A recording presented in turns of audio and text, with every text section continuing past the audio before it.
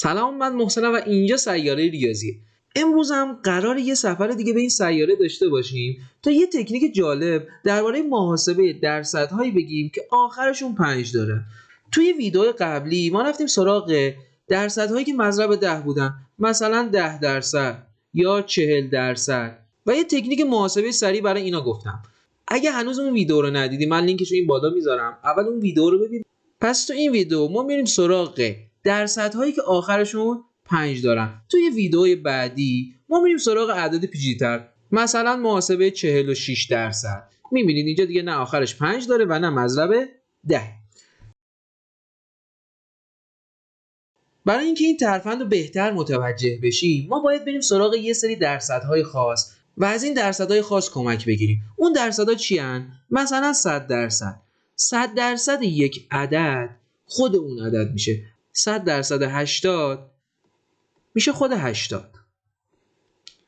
درصد مهم دیگه 50%. 50% یه عدد مثلا 50% 80 میشه 40.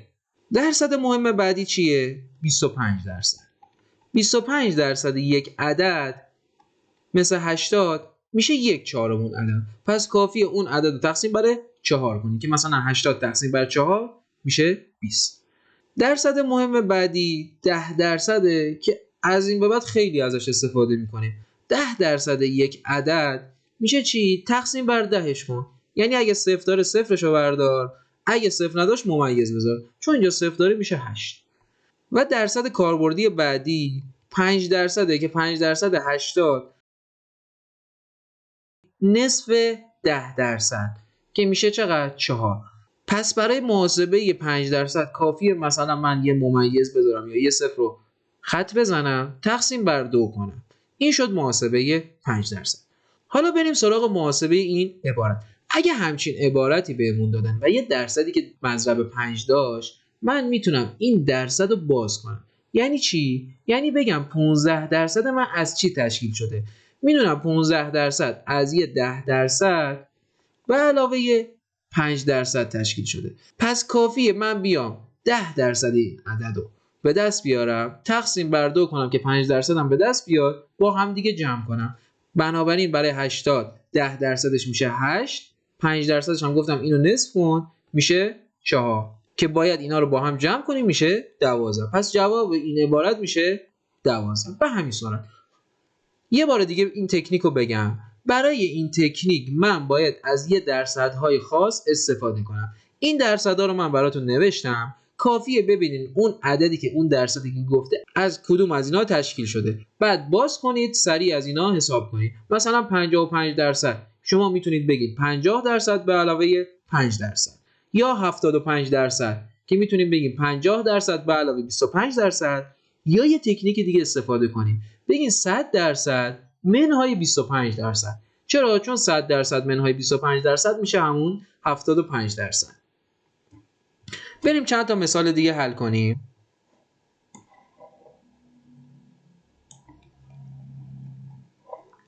55% از عدد مثلا 42.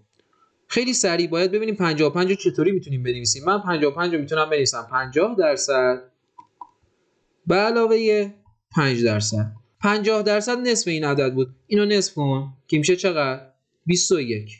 5% چطور به دست میاد؟ گفتم اگه صفر داشت صفرشو خط میزنیم، اگه نداشت ممیز میزنیم تقسیم بر 2 میکنیم که میشه 2 ممیز 1. حالا این دوتا رو کافیه جمع کنیم که میشه 23 ممیز 1. پس 55% از 42 میشه 23 ممیز 1. یه راه دیگه برای محاسبه 5% تو اینجا بود. چون 50% رو داشتیم کافی بود اینم تقسیم بر 10 کنیم، همون 2 ممیز 1 به دست میاد.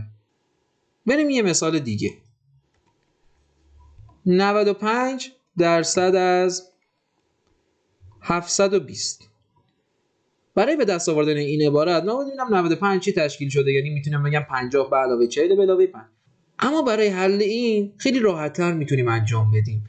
بچه‌ها اگه عددم از 70% مثلا به بالا بود، کافی از 100% مثلا این یه مقداری کم کنین که این عدده به دست بیاد. مثلا بنویسم 100% منهای 30% این عبارت به دست بیارید. خب 30% خیلی راحت‌تر به دست میاد تا بخوام 50% به علاوه 20% به دست بیارم. کافیه 30% عدد رو به دست بیارم، از کلش کم کنم. حالا اینجام اینطوریه، من 95 رو میتونم بنویسم 100% منهای 5%. 5% این عبارت گفتم اگه صفر داشت صفرشو خط میزنیم تقسیم بر 2 میکنیم. پس 5% 720 این صفرش خط میخوره میشه 72. 72 تقسیم بر 2 میشه 36. پس کافیه از 720 عدد 36 رو کم کنم که 95% اون به دست بیارم. اینم اگه محاسبه کنیم میشه 684. و همین راحتی. بریم برای حل چند تا تمرین دیگه. این تکنیک نیاز به یه ذره تمرین داره و باید قبول کنیم که برای یه سری از اعداد مثلا 15% این خیلی راحت تر به دست میاد تا عددی مثل 85%. چون برای 85% باید همین 15% رو حساب کنیم و از 100% کم کنیم، اما برای 15% میبینید مستقیم به دست میاد. برای تمرین بیشتر من الان چند نمونه پای این تابلو می‌نویسم، شما لطفاً ویدیو رو نگه دارید و ذهنی اینها رو محاسبه کنید. بعد از اینکه محاسبه کردید ادامه ویدیو رو مشاهده کنید تا ببینید درست به دست آوردین یا نه. اما مثالمون 55% از 360، 25% از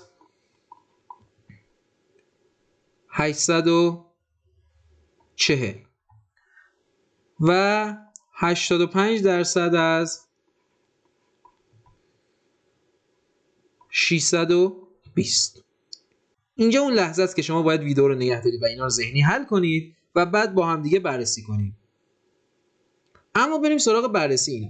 گفتم باید ببینیم چطور میتونیم 55 رو بسازیم. خب برای 55 میتونیم بگیم 50% به علاوه 5%. 50% میشه نصف این عدد، میشه چقدر؟ میشه 180. برای محاسبه 5% هم میتونیم این صفر رو خط بزنیم، اینو تقسیم بر 2 کنیم، یا اینکه این 50% رو تقسیم بر 10 کنیم، این صفرش رو خط بزنیم که میشه 18. این دوتا رو با هم جمع میکنیم میشه 198. به همین صورت به دست اومد. اما درصد بعدی 25% از 840. اگه یادتون باشه گفتم 25% از اون اعداد خاصه، پس کافیه این عدد رو تقسیم بر 4 کنم که جواب میشه 210.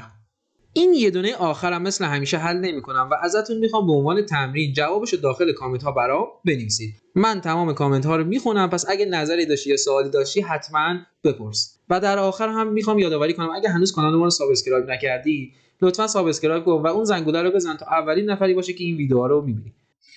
ممنون از تماشاتون. تا ویدیو بعدی، خدا نگهدار.